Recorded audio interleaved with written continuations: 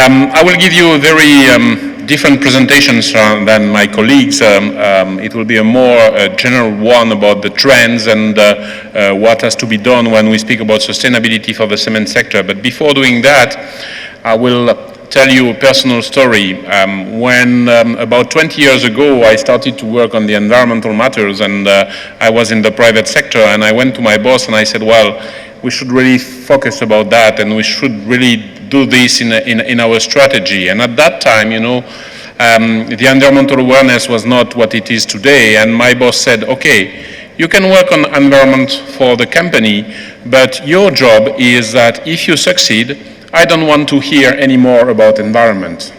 Deal it with it and manage it on your hand. So you can think that I completely failed my job if you see the awareness and the importance of environment in all the strategies of a company now, or you can see it differently, and that's at least my view, is that probably at that time we were a little bit short-termist and just looking at the environment on the little side of it. So what I would like to present this morning or this afternoon is a more long-term vision of what has to be done, and particularly what the cement sector has to do. And first of all, I will start with the vision we have at the WBCSD. The WBCSD, we have the vision that we call Vision 2050, is that in 2050 we're going to be 9+ billion people living in the planet, and what we would like is that these people are living well within the boundaries of the planet. So we have to define what living well means, but we have also to define what the boundaries of the planet are. And our view is that at the moment in the current trends, the boundaries of the planet are exceeded by the way we are living, we are working, etc. So does it mean that we have to stop everything? Not at all. It means that we have to find some solutions to really understand what are the planetary boundaries and how we can have a more efficient way of working and living without overstepping these planetary boundaries. So the way we did it at WBCSD, we worked with scientists, and particularly the Stockholm Resilience Center, and we tried to identify in different criteria what could be these planetary boundaries and what could be the priorities for all the sectors of activities.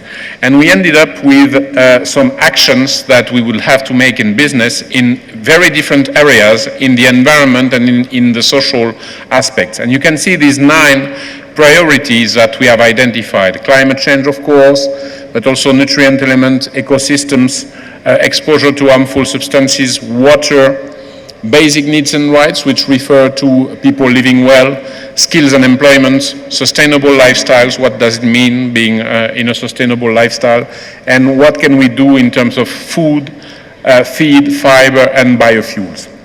This is what we come up with at WBCSD, but if we look at what other organizations are doing, and particularly the World Economic Forum, which every year produces a document which is risks and opportunities in the next 20 years. And when we look at the risks they have identified, if you look at the impact that it can have on the y-axis compared to the likelihood of happening in the x-axis, you can see that if you take these ones, which are actually the priorities we have identified in the WBCSD, they are in the upper right part of the corner. So it means that their likelihood is very important and their impact might be very important. So it means that all the analyses we are doing are converging on the same elements. But in addition to that, they are not only subjects that we have to look in isolations, because if we really look at the global picture, all these issues are interacting with each other. So you cannot only look at energy efficiency if you don't look at biodiversity, if you don't look at water, if you don't look at managing the health and safety of your employees. Everything is connected, and we have to have this global picture to understand what to do. So really the sustainability of the business addresses what we have today, which is a systemic crisis.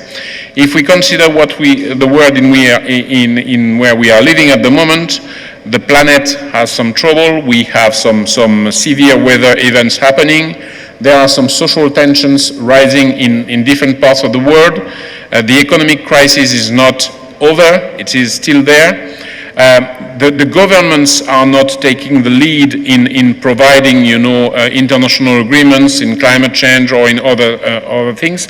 So today business has really a choice.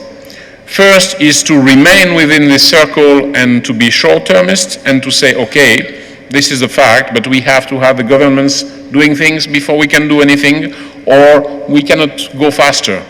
Or the other solution that we have as a business is really to scale up what we are doing and go out of this circle to find alternative solutions and to be more sustainable.